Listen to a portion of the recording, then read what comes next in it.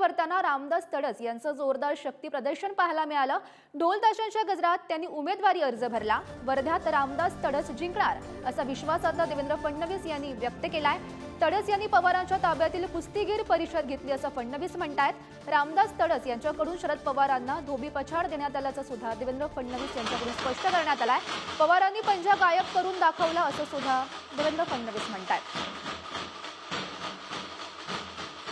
आता कुस्तीगीर परिषदेमध्ये कोणाचं पॅनल हरवलं माहिती आहे त्यांनी?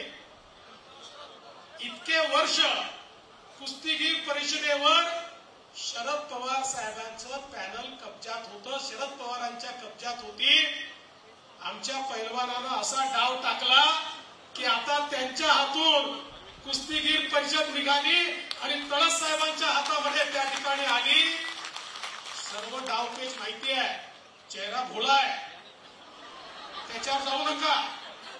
वेळ प्रसंगी अशा प्रकारचा धोबी पछाड मारतात की समोरचा चितपट झाल्याशिवाय राहत नाही।